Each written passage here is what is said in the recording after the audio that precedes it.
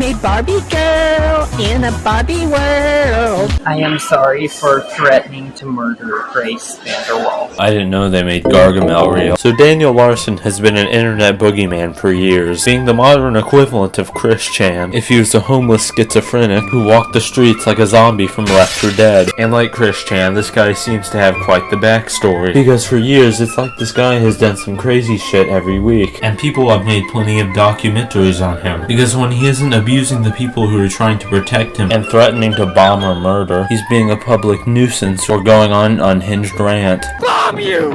Bomb you! Bomb you!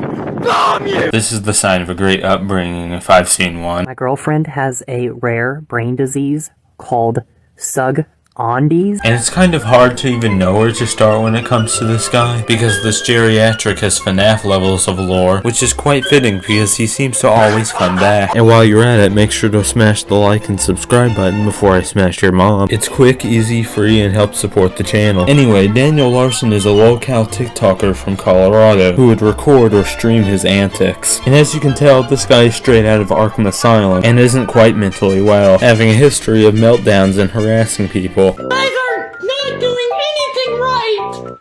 You guys are supposed to call my entertainment manager for security reasons! Now, Daniel has always had issues in his life, like his very troubled upbringing. In fact, it's been reported that he was abused as a child by his parents and had to be taken away to his grandma. And given his already existing issues, that likely contributed to the person he is today. That being a discount Gordon Ramsay if he was addicted to heroin. And while things would seemingly improve while with his grandma, he would have to start living by himself when she passed away. In 2020, he would go on to post on his TikTok account, and he would start gaining notoriety, especially in 2021 and onward. And people would call him the new Chris Chan, as he was really easy to trick and troll, and he was just generally completely insane. This is a message to Quandale Dingle.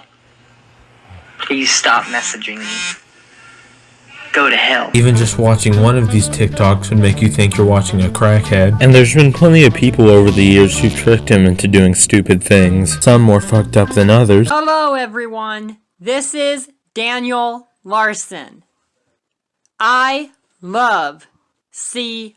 And since he dabbles in music, there have been people who've tricked him into believing that they're a legit record company, some even impersonating actual record companies, just to make him do dumb things. And he actually has made music himself. One of his first is called Roaring Thunder, a song that puts Beethoven to shame. However, a lot of the stuff he does isn't just innocent, stupid things, like his foggy camera making his recordings look like he's in a high school bathroom. As you know, there's been many people who've tried to help Daniel, since it would be near impossible for him to live by himself and keep himself alive, whether that be feeding him, monitoring his life, or managing his finances, so he doesn't lose all of his money on stupid purchasing decisions or gambling it all away. Yet they have to deal with his meltdowns, abuse, and harassment. One time it got so bad that Daniel actually hit them, where the person in question kicked him out of his car and stopped helping him. And all of this isn't even mentioning the creepy shit, like his longtime obsession with the singer Grace Vanderwall, who for most of this was a minor and was way younger than him, and he had somehow tricked himself into believing that he was in a relationship with her, not helped by trolls who would encourage this and even impersonate her, and he would express creepy sexual fantasies with her. And one time he thought that Grace's dad and Grace herself had died, somehow believing she died of a heart attack and committed suicide at the same time, and he would go on live stream grieving this supposed loss and would go on to confess this. Hello, this message goes out to the Vanderwall family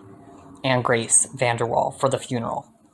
I am a pedophile. I have sexted minors, 13 years old, well, I'm going to be honest, 12 years old, all the way up to 18 years old. Grace Vanderwall was one of them. I also sent a dick pic to Grace Vanderwall. Because we can't go one video on this channel without someone trying to touch kitty titties. It got so bad to the point where Grace's mom personally contacted him to make him stop, and his response was about as good as you can imagine. And throughout all of this, in classic Daniel fashion, he went on a series of meltdowns on the social media app Likey, which I'm sure like 3 of you know about. And in 2024, Grace Vanderwall herself would talk about how he's a creep and a pedo. Who could have seen that coming? And speaking of which, over the years, he's had his Quora and Pinterest leaked, the contents of which are extremely disturbing, like with a lot of minors being on his Pinterest, and the extremely weird questions on his Quora, which I'll just go ahead and show you right now.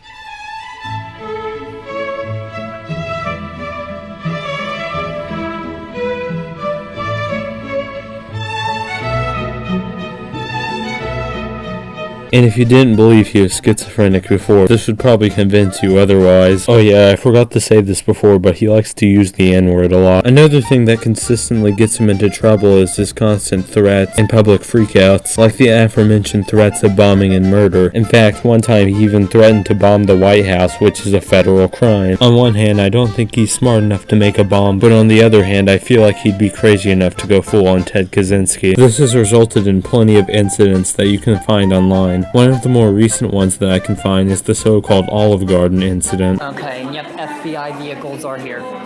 I see them outside. Yeah, I guess so.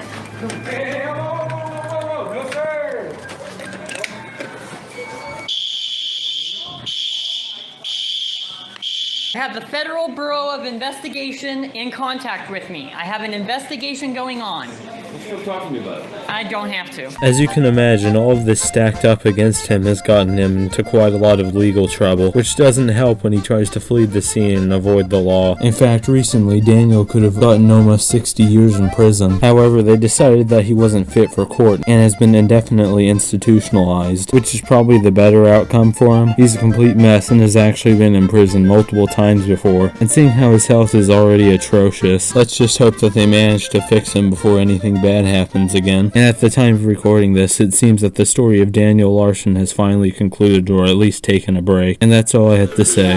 Bye.